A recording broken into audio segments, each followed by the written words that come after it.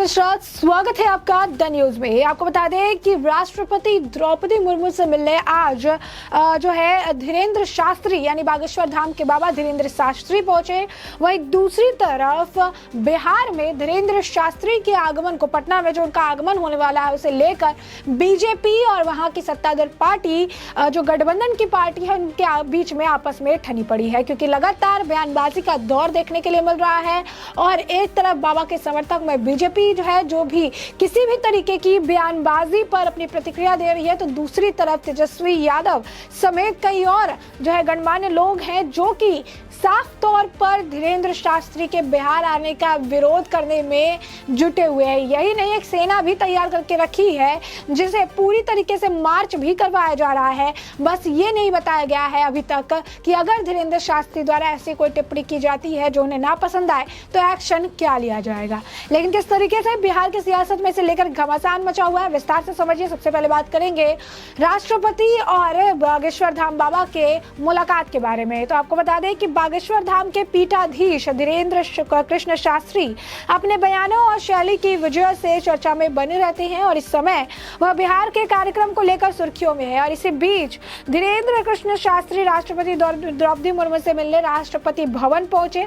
Social media पर उनकी तस्वीर सामने आई है। इस तस्वीर में वो राष्ट्रपति से पुष्प गुच्छ भेंट कर रहे हैं। उन्होंने अपने आधिकारिक फेसबुक हैंडल पर भी तस्वीर को लेकर ट्वीट किया है और कैप्शन में लिखा है 8 मार्च 2024 महाशिवरात्रि के अवसर पर पंचम कन्या विवाह महोत्सव के आमंत्रण हेतु आज भारत के प्रथम नागरिक राष्ट्रपति द्रौपदी मुर्मू जी से मिलने राष्ट्रपति भवन जो है पहुंचे हैं। बता दें कि सियासत की दुनिया में भी बागेश्वर धाम वाले धीरेन्द्र कृष्ण शास्त्री काफी चर्चा में रहे।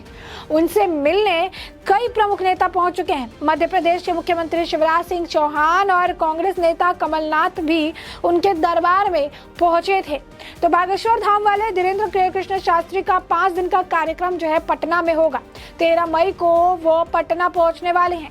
इससे पहले आरजेडी और भाजपा में ठनी हुई है। आरजेडी ने धीरेन्द्र कृष्ण शास्त्री का विरोध करने का ऐलान किया है। वहीं भाजपा के सारे ही नेता धीरेन्द्र कृष्ण शास्त्री के समर्थन में उतर चुके हैं। बिहार के शिक्षा मंत्री जो है आपको बता दें कि चंद्रशेखर ने कहा है कि अगर बागेश्वर वाले बाबा बिहार में नफरत फैलाने आ रही हैं तो सरकार इसकी इजाजत नहीं देगी। उन्होंने कहा कि ये लोग माइंड रीडिंग करके भगवान जो है बनना चाहते हैं। आखिर ऐसा कैसे हो सकता है? यह देश के लोगों के लिए ठीक नहीं। भाजपा और इसका एजेंडा नफरत फैलाना है। वहीं बिहार के विधानसभा नेता प्रतिपक्ष विजय कुमार सिन्हा ने कहा कि बिहार की धरती ज्ञान, विज्ञान और शांति की धरती है और इसीलिए कोई भी संत अगर आता है तो उसका स्वागत होना चाहिए।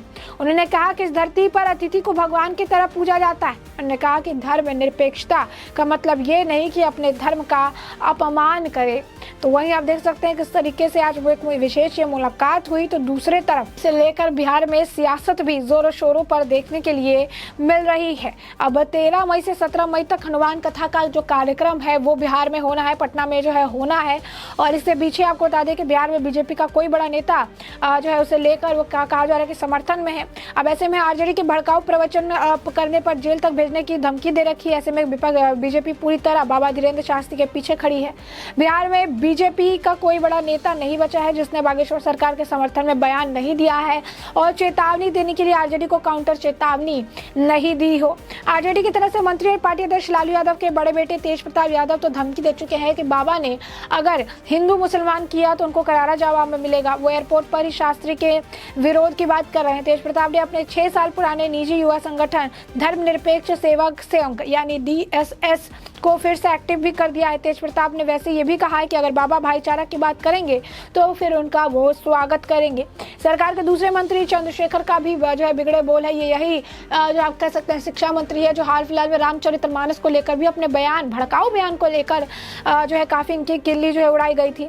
वहीं अब मंत्री जो है जिस तरीके से बयानबाजी दे रही है तो जवाब मोर्चे पर बीजेपी पूरी तरह से बाबा के सम्मान में मैदान में उतर आई है।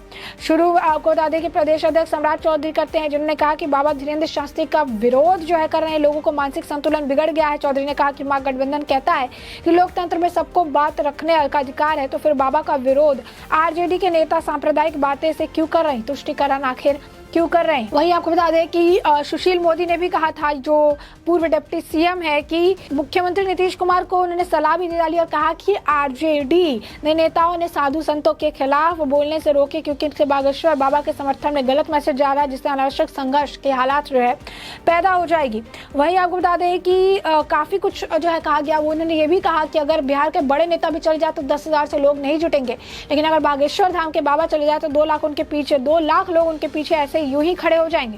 उन्होंने कहा, जब भड़काऊ भाषण देने वाले असदुद्दीन ओवैसी को बिहार में आने की इजाजत है तो धीरेन्द्र शास्त्री जैसे गैर राजनीतिक संत का विरोध आखिर क्यों किया जा रहा है। आपको बता दें कि यही नहीं, बिहार के सहकारिता मंत्री डॉक्टर सुरेंद्र प्रसाद यादव ने तो बागेश्वर धाम के बाबा शास्त्री पर टिप्पणी करने की जो लिमिट है वो उसे क्रॉस कर चुके हैं। उन्होंने कहा कि बागेश्वर बाबा माँ बहनों को भूत के नाम पर नचवाते हैं, उनके कपड़े खुल जाते हैं, टीवी पर सब दिखाया जाता है, और जो लोग उनके सपोर्ट में है, उनके घर की माँ बेटियां बागेश्वर बाबा के कार्यक्रम में आखिर क्यों जो है नहीं जाती है। केंद्रीय मंत्री गिरिराज सिंह के बयान पर भी मंत्री ने पलटवार किया था। गिरिराज सिंह ने कहा था कि किसी के में दम है तो बिहार में बागेश्वर बाबा को रोक कर दिखाइए। सुरेंद्र यादव ने कहा था कि मैं उनकी चुनौती स्वीकार करता हूं। मंत्री सुरेंद्र यादव ने स्वीकार जो है इसे लेकर जो है काफी टिप्पणी की है। तो वहीं आप देखेंगे कि बिहार में इसे लेकर काफी ज्यादा जो है बयानबाजी का दौर देखने के लिए मिल रहा है। उन्हें ये बात बिल्कुल पसंद नहीं आ रही है कि बागेश्वर बाबा जो है वो यहाँ पर आ रही है। और इसी बीच हम आपको बता दें कि बयानबाजी जो है लगातार चली रही है। चिराग पासवान की भी इसमें एंट्री हो गई है।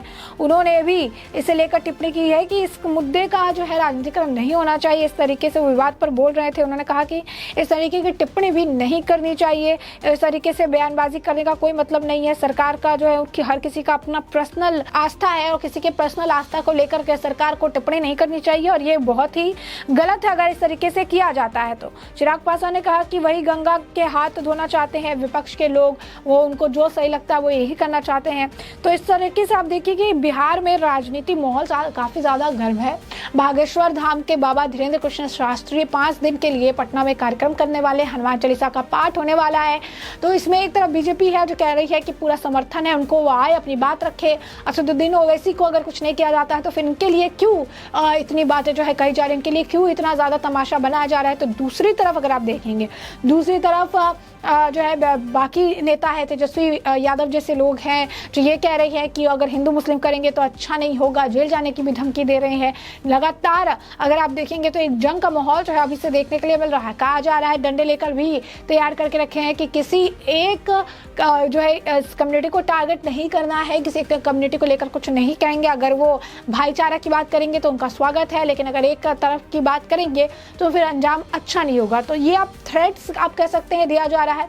तो ऐसे में एक तरफ बिहार में धीरेन्द्र शास्त्री को लेकर जुबानी जंग जारी है, तो दूसरी तरफ धीरेन्द्र शास्त्री ने राष्ट्रपति से मुलाकात की है और मुलाकात की तस्वीर भी उन्होंने पोस्ट करके अपनी बात सामने रखी है। ऐसे में हमने आपको ये पूरा मामला बड़े विस्तार से बताया कि पूरा मामला क्या है, और अब इस पूरे मामले पर आपकी भी जो राय हो हमें कमेंट सेक्शन में कमेंट करके जरूर साझा करिएगा। धन्यवाद।